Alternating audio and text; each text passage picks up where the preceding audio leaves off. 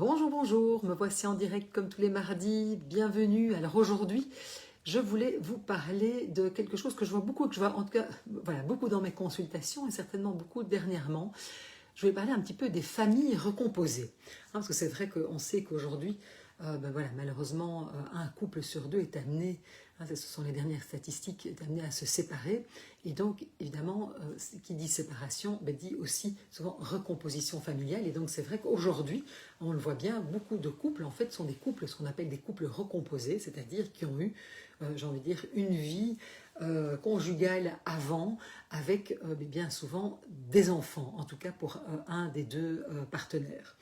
Alors, ici, je voulais parler évidemment de tous les défis, en fait, quelque part, de la famille recomposée, parce que c'est pas évident. Je veux dire que quand on tombe amoureux, et surtout de quelqu'un qui a déjà eu une relation précédemment, qui a des enfants, etc., c'est pas seulement tomber amoureux d'une personne, comme quand on constitue un couple, voilà, quand on est jeune et que voilà, qu'on tombe amoureux et qu'on commence dans la vie ensemble.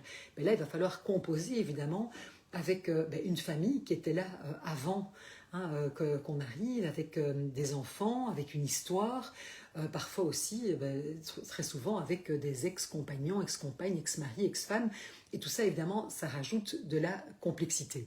Et c'est pas facile.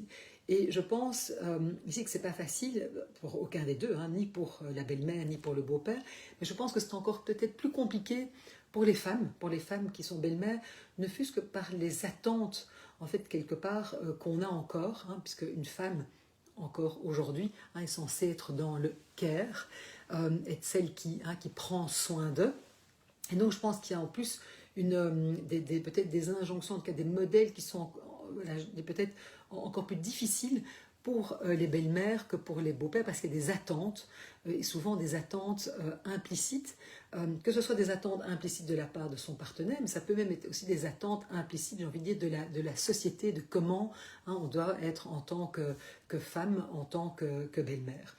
Et donc c'est vrai que moi, ce que je vois, c'est quand même beaucoup de femmes qui souffrent dans ce rôle de belle-mère, parce qu'en fait, elles ont un petit peu l'impression d'être dans le flou. C'est-à-dire qu'elles ne savent pas très bien quelle est leur place, si elles doivent s'investir, s'impliquer, ou au contraire se retenir et être discrètes. Est-ce qu'elles ont le droit de dire quelque chose? Au contraire, elles doivent juste ne rien dire. Et donc, souvent, ce qui est très très compliqué, et ce qui a manqué en fait dans le couple, c'est de vraiment se dire, mais au fond, qu'est-ce que j'attends? Qu'est-ce que j'attends de toi? Qu'est-ce que j'attends qu'est-ce qu'on attend l'un de l'autre? Et en fait, comment faire équipe? Et je vois bien que finalement, c'est ça. Et comme souvent, on pense que l'amour suffit parce qu'on s'aime, parce qu'on est là plein de rêves, on a envie. Et souvent, d'ailleurs, recomposition peut arriver après un échec amoureux. Et on se dit, cette fois-ci, ça va aller. Il y a j'ai envie de dire, beaucoup d'attentes de réussite de soi à soi, mais aussi peut-être des attentes implicites. Et en fait, souvent, ce qui manque, c'est de pouvoir nommer les choses et surtout d'en parler en disant mais qu'est-ce qu'on attend l'un de l'autre, comment on a envie chacun, comment on a envie d'assumer ce rôle, le fait que je tombe amoureux de toi et que tu as déjà une famille, que tu as des enfants, voilà comment on va, comment chacun a envie, dire, d'incarner son rôle, quelles sont les responsabilités que j'ai envie de prendre. Et souvent ça, je le vois, c'est flou, et donc ça met énormément de stress, et c'est assez difficile. Donc important vraiment de pouvoir poser des mots là-dessus. En plus, pour les femmes, c'est pour ça que je parlais surtout de la difficulté pour les femmes, c'est comme je le disais en préambule, il y a vraiment toute j'ai envie de dire, une espèce de charge émotionnelle invisible. C'est-à-dire que les belles-mères souvent portent ça parce que, en fait, une femme est censée materner, il y a quand même des attentes sociales autour justement du care, de s'occuper d'eux, de prendre soin. Et donc c'est ça qui est très compliqué, c'est que on se dit voilà, il faut pouvoir prendre soin des enfants de l'autre, d'être là, pouvoir soutenir émotionnellement, mais peut-être sans mettre de règles. Il faut pouvoir anticiper les tensions, il faut pouvoir réguler ses propres émotions, parce qu'évidemment, c'est pas évident, on n'est pas fait de marbre, donc il y a aussi des choses que ça vient toucher chez nous. Faire attention à ce qu'on dit, comment on est perçu, etc. Donc ça met évidemment énormément de pression, et ça, c'est vraiment pas facile. En plus, il faut aussi, j'ai envie de dire, c'est que quand on part tout feu, tout flamme, on est là, on est heureux, on tombe amoureux, on a envie de rekomposer, etc. Bien, il y a quand même quelque part aussi un deuil à faire. Le deuil de ce que j'avais imaginé, ce que je pensais qui allait arriver. Très souvent, il y a une grosse différence entre la réalité qui n'est pas toujours évidente, parce que je veux dire, un lien, ça ne se décrète pas, c'est quelque chose qui se construit avec le temps, et donc il y a un grand décalage entre ce que j'avais peut-être fantasmé, comme je m'étais imaginé que ça allait se passer, reformer une belle famille, une vie heureuse, et puis en fait, la réalité. Et évidemment, là, je souffre puisqu'il y a une grande différence entre ce qui est et ce que je pensais qui serait. Et c'est là, évidemment, que se situe la souffrance. Et donc, il y a un deuil à faire, peut-être, de cette famille recomposée, idéale, et que ce n'est pas ce que j'avais imaginé. Et donc ça, évidemment, c'est pas facile. C'est aussi des émotions avec lesquelles, évidemment, qu'il faut pouvoir, je veux dire, reconnaître et apprivoiser. Parce que c'est clair que, évidemment, l'attachement, comme je le disais, ça ne se décrète pas. C'est quelque chose, ce lien, il va se tisser petit à petit. Il va y avoir des moments, voilà, des ratages, des moments où on va d'incompréhension. Donc tout ça, je veux dire, il ne faut pas oublier que, voilà, quand on retombe amoureux, je veux dire, les enfants aussi ont un deuil à faire, le deuil de la relation précédente entre leur papa et leur maman. Donc tout ça, évidemment, ça prend du temps et que, je veux dire qu'on n'a pas la même... voilà, certaines personnes vont être beaucoup plus, vont pouvoir peut-être plus rapidement s'investir, créer du lien, d'autres auront besoin d'être apprivoisés. Un enfant n'est pas l'autre, une personne n'est pas l'autre, et donc ça aussi, c'est d'avoir, j'ai envie de dire, oui, peut-être quelque part de la patience, de pouvoir tisser petit à petit, de respecter le rythme, de construire la confiance, et tout ça, évidemment, c'est pas évident, et que moi je vois aussi des personnes, voilà, qui arrivent avec un cœur grand ouvert, et puis qui se ramassent des portes, et c'est de se dire, bon, mais ça, c'est pas évident. Et donc, c'est pour ça que je dis que déjà que c'est important de faire équipe dans n'importe quel couple, mais là c'est d'autant plus important de pouvoir faire équipe, de pouvoir clarifier les rôles de chacun, les attentes que l'on a, donc c'est-à-dire rendre explicite ce qu'on pense, parce que souvent on pense que l'autre pense comme nous, mais non, mais c'est quand même clair, ben non, on vient chacun évidemment, en plus surtout quand on recompose deux familles qui ont existé au préalable et puis qui décident de vivre ensemble, il y a, j'ai envie de dire, des habitudes différentes, il y a peut-être des valeurs différentes, et donc tout ça, je veux dire, ça vient se frotter et c'est pas évident. Donc c'est important de pouvoir en parler, les rôles, ce que chacun attend, et de voir s'il y a moyen de faire cohabiter ça. Surtout de pouvoir se soutenir mutuellement, j'ai envie de dire, en public, au sein de la famille, mais pouvoir, à deux, parler des désaccords éducatifs, parce que évidemment que ça va arriver. La plupart du temps, on va venir avec voilà, peut-être des modèles éducatifs qui sont différents, donc de pouvoir en discuter, et puis aussi de reconnaître évidemment que c'est pas facile. Parce que souvent, ça aussi, c'est que c'est avoir beaucoup, moi j'ai envie de dire, c'est avoir beaucoup de bienveillance, beaucoup d'empathie, et que l'autre, qu'on puisse se rendre compte à quel point c'est difficile, et souvent pour les femmes qui sont encore, je veux dire, aujourd'hui dans des modèles qui restent quand même parfois traditionnels, où elles seront plutôt en première ligne, mais que le conjoint, le nouveau conjoint puisse reconnaître que oui, que c'est pas facile, et que oui, je vois que tu fais des efforts et que tu essayes parfois maladroitement, mais donc que ça puisse être dit et que ça puisse être reconnu. Déjà, se dire, bon, mais ok, je suis pas seule là-dedans. Parce que souvent, il y a une grande solitude et parfois un grand sentiment d'injustice. Il y a aussi un grand piège que je vois beaucoup et dans lequel, alors de nouveau, je ne veux pas du tout faire de généralité, mais quand même, je vois certains hommes qui tombent dans ce piège. C'est que, encore, je veux dire que l'hébergement alterné égalitaire, même si, par exemple, en Belgique, c'est l'hébergement par défaut, à défaut d'accord entre les parents, en fait, finalement, ce n'est pas l'hébergement qui est le plus courant. Encore, aujourd'hui, ce sont quand même très souvent les mamans qui ont un hébergement principal. Je veux dire, les papas sont présents, mais peut-être pas aussi souvent. Et donc, ça veut dire que les papas, quand ils ont leurs enfants, ils les ont moins souvent que la maman. Et donc, du coup, il y a un petit peu se dire, mais bon, j'ai peu de temps, donc j'ai envie de, voilà, de vivre le meilleur avec mes enfants, parce que déjà que je ne les ai pas la moitié du temps. Et donc, il y a parfois un petit peu ce travers de se dire, oups, attention, je suis un peu moi, ce que j'appelle ça les papas Disney, hein, c'est-à-dire que, voilà, il faut que tout soit chouette, amusant, etc. Donc, peut-être pas trop de limites.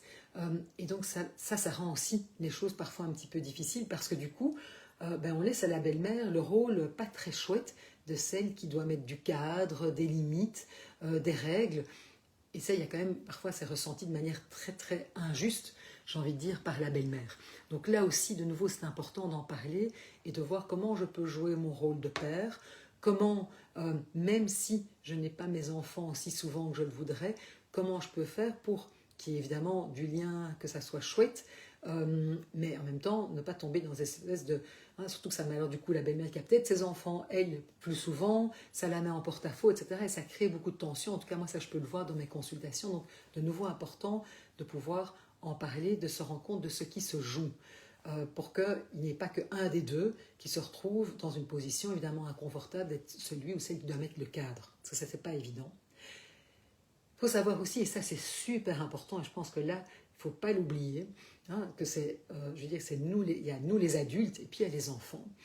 Et c'est clair que se retrouver belle-mère, beau-père, ça vient évidemment raviver certaines insécurités, ça vient raviver certaines blessures. Et là, on a vraiment une responsabilité, c'est de bien se rendre compte de qu'est-ce qui se joue. Parce que c'est vrai que parfois, ça vient révéler voilà, des blessures qui, moi, j'ai pas ma place, je ne suis pas aimée ou je ne suis pas aimable, j'ai l'impression d'être toujours trop ou pas assez. Et ça, ce sont des choses que ces enfants qui ne sont pas les nôtres viennent raviver, mais qui n'ont rien à voir avec eux. Simplement, ils viennent quelque part raviver une blessure qui est là ou une insécurité qui est là. Et là, moi, je suis très, j'ai envie de dire, à ce niveau-là, très cadrante, c'est que ça, ici, c'est nous les adultes. Et quelque part, c'est, voilà, je me rends compte que c'est difficile. Qu'est-ce que ça vient toucher en moi? Qu'est-ce que ça vient réveiller chez moi? Et j'en prends soin. Parce que sinon, parce que c'est sûr que ça nous demande encore plus qu'avec peut-être nos enfants, les enfants de l'autre, viennent évidemment, ça vient nous toucher. Et ça vient nous chercher. Et donc, important de se rendre compte quelle est ma part, et donc qu'est-ce que ça vient réveiller chez moi, qu'est-ce qui m'appartient, pour que, quelque part, ça ne dérape pas complètement et que ça devienne des conflits ou des choses qui peuvent devenir vraiment très souffrantes, très conflictuelles. Et là, j'ai envie de dire, surtout ne restez pas seul, faites-vous accompagner pour avoir un endroit où pouvoir déposer ça et voir surtout ce qui se joue chez moi, qu'est-ce que ça vient réveiller chez moi. Parce que ça peut être extrêmement douloureux. C'est pour ça que je dis ne restez pas seul. Et donc c'est pour ça que vraiment, c'est ça que je voulais un petit peu mettre en exergue, c'est que oui, c'est important de pouvoir faire équipe, de pouvoir identifier nos attentes implicites, parce que c'est sûr que, surtout, voilà, souvent après une séparation, un divorce, quand on a vécu un premier échec, on a peut-être beaucoup d'attentes sur son nouveau couple, sur ce qu'on a envie de construire. Parfois, il y a peut-être des attentes même qui sont irréalistes. Il faut savoir que tout ça, ça met du temps.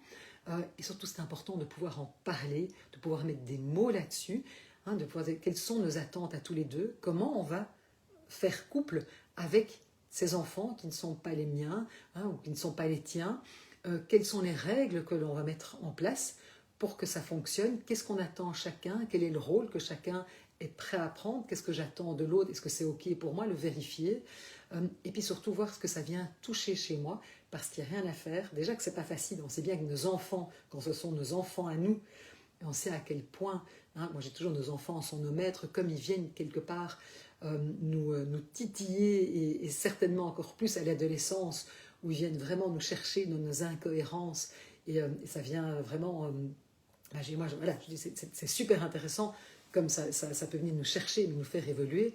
Mais alors vous pensez bien que quand ce sont les enfants de l'autre, c'est encore autre chose qui se joue, parce qu'évidemment, on n'a pas, j'ai envie de dire, cet amour inconditionnel qu'on pourra avoir avec nos enfants, et donc c'est parfois difficile, et voilà, c'est d'en être conscient qu'on peut très fort aimer les enfants de l'autre, et en même temps, voilà, c'est pas la même chose qu'avec nos enfants. Il y a peut-être des choses qu'on est prêt à accepter de nos enfants, qu'on a plus de mal à accepter des enfants de l'autre, parce que aussi parfois on se reconnaît dans nos enfants. Donc vous voyez, il y a plein de choses qui se jouent, c'est vraiment un défi. J'appelle ça vraiment le défi des familles recomposées. Enfin, je pense que ça peut être quelque chose de très beau, de bien challengeant, ça c'est évident. Et c'est pour ça que c'est important de pouvoir bien se rendre compte de ce qui est en jeu, de ce qui se passe, et de rendre conscient toute une série de choses qui sont inconscientes.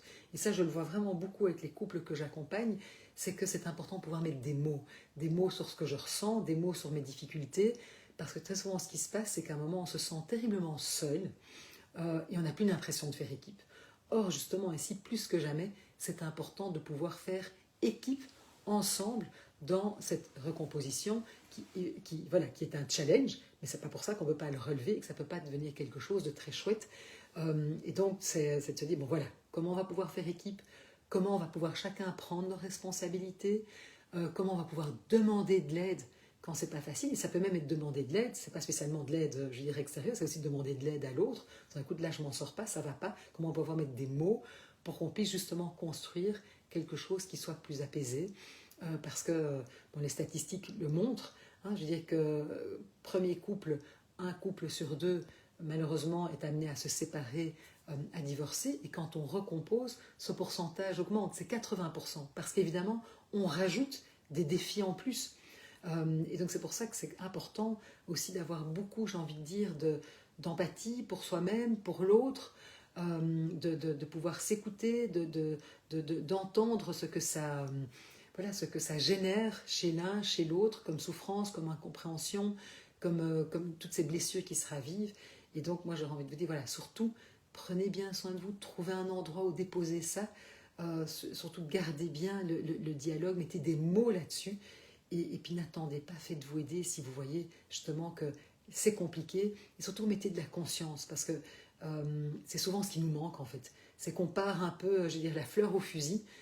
Or, c'est un défi, c'est un challenge, mais évidemment que c'est un challenge qui peut être relevé, voilà, qui peut être relevé, mais il faut être bien conscient de tous les enjeux, de tout ce qui se joue et de tout ce que ça vient réveiller en nous. Voilà ce que je voulais vous partager aujourd'hui. Si vous avez des commentaires, surtout, mais moi je suis toujours ravie de les lire. Et puis n'hésitez pas à mettre un petit hashtag replay. Je vous souhaite une très belle après-midi et je vous dis à la semaine prochaine.